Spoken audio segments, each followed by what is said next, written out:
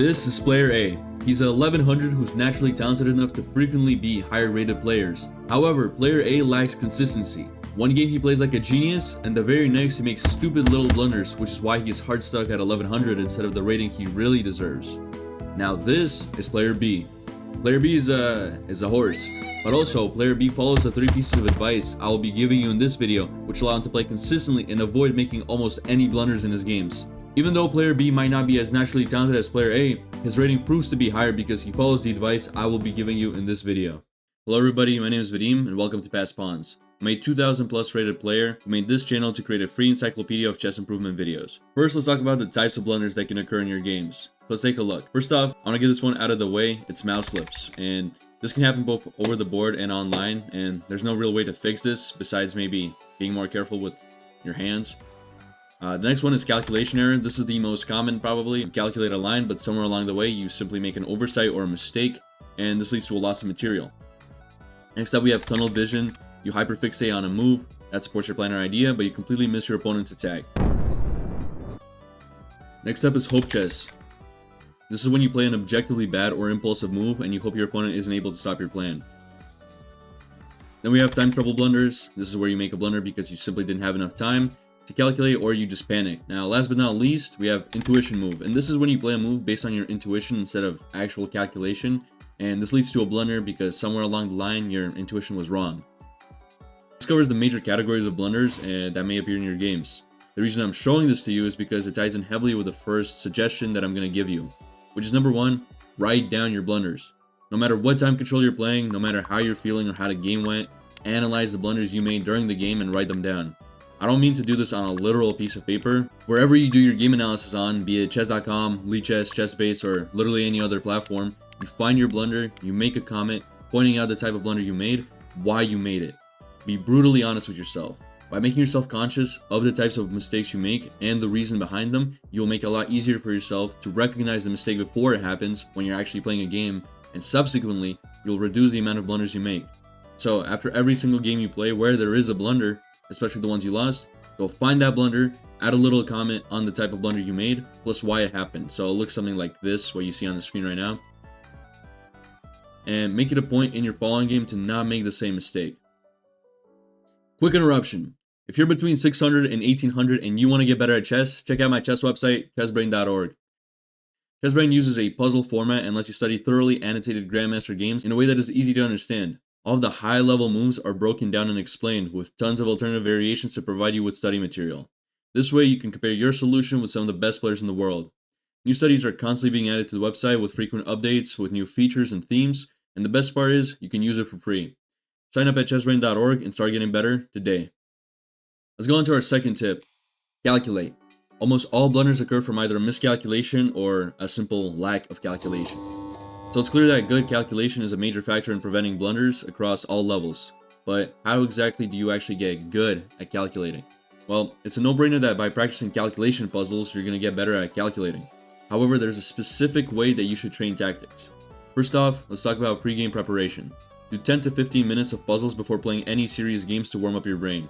I recommend doing Puzzle Rush and aiming for speed rather than best accuracy, since we're just warming up and getting into the mindset of quickly finding tactical patterns. You're just going in guns blazing, trying to find the right tactic as soon as possible.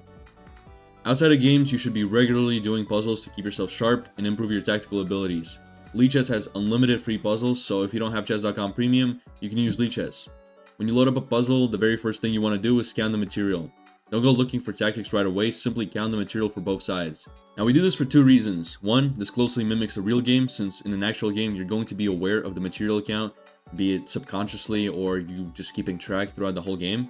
On top of which, this will also help prevent you from getting tunnel vision on one singular idea, because when you look over the entire board to count the material, you're going to be exposed to new ideas. You're going to see, oh, this piece attacks this piece and whatnot. And number 2, identifying the material will help lead you to the correct tactic. For example, if the material is equal, winning a knight may be enough, but if you're down a queen, the correct tactic is probably not going to involve like trapping a singular bishop, since you're still going to be completely losing.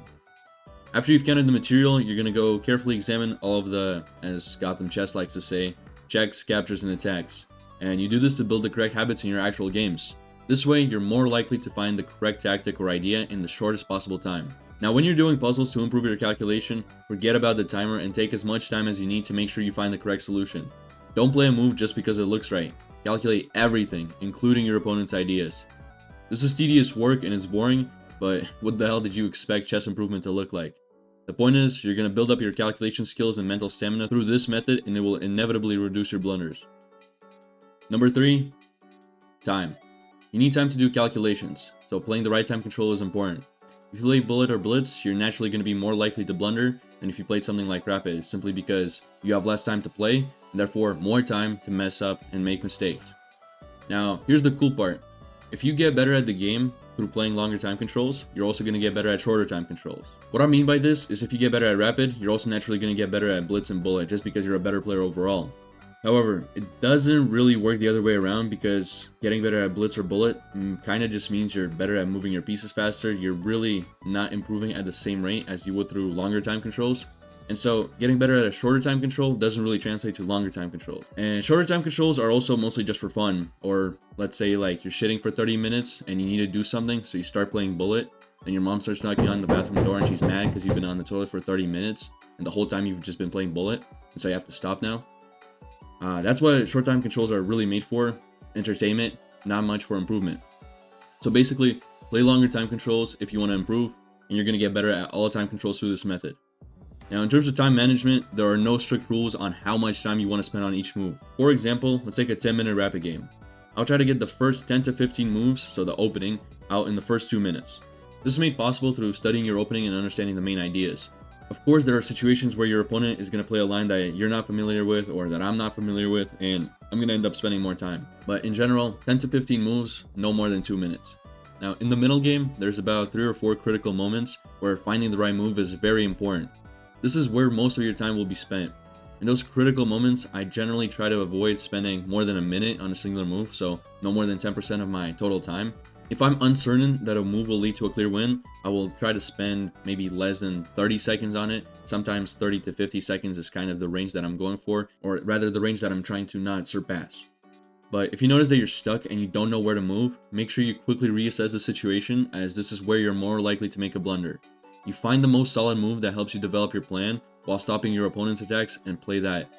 This could mean a solidifying pawn move or moving your king to h1. It doesn't have to be flashy, it could be just a prophylactic move.